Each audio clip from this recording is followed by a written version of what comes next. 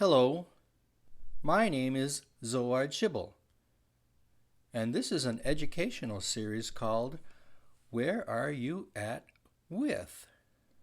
Part of the Know, Understand, and Remember learning series from Engaging the Underachiever.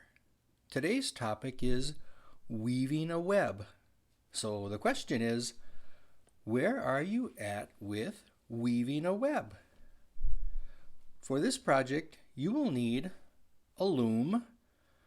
I have a nice piece of cardboard I cut from the side of a box for my loom. You will also need to warp your loom, and in this instance, warp, which most people think of as something bending out of shape, warp means the yarn you put on the loom. So, to warp a loom means to put yarn on it. The warp holds the weaving. You will then need some things for weaving the weft. The weft is what you weave into or onto the warp on a loom. I have a nice collection of things I found around the room.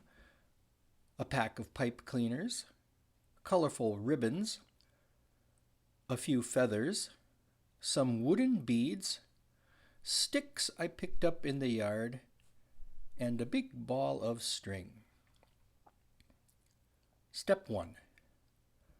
Cut short slits all around the edges of your cardboard loom. I made lines with a marker because it helps me stay organized.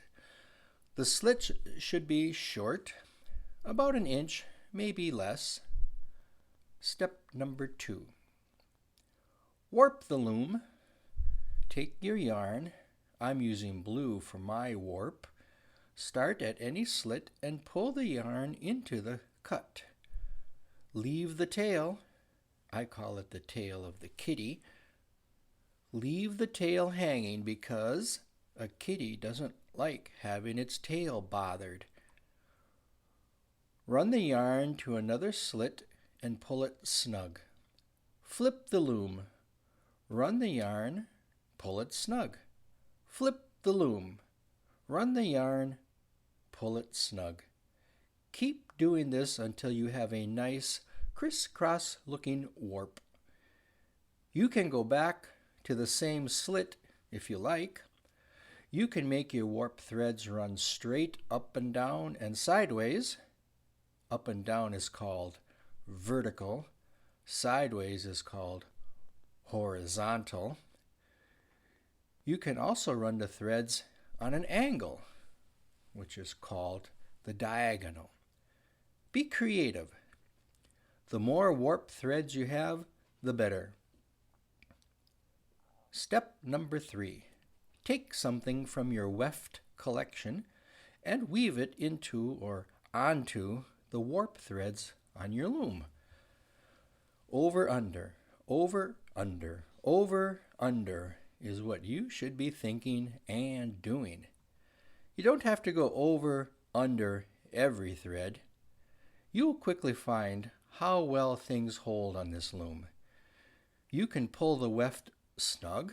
You can leave it loose. You can even have loops in it. Step number 4. Pick something else. Over, under, over, under, over, under. Step number 5. Pick something else again and again and again and again until you have a weaving project that looks right to you.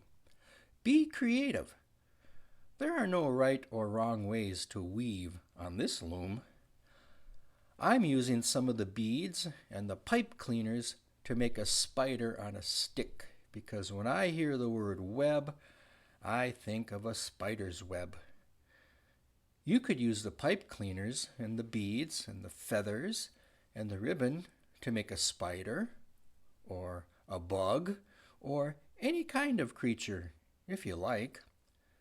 Then, when you're done, you'll have a nice project you created that you might hang up on the wall of art. And, if you like, well, get out a piece of paper and write a little story about your creation. I'm going to write a story about my spider, whose name is Midnight, and the bug, whose name is the Atlantic Ocean.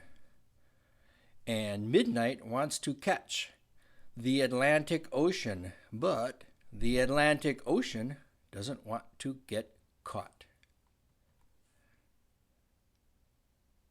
Thank you.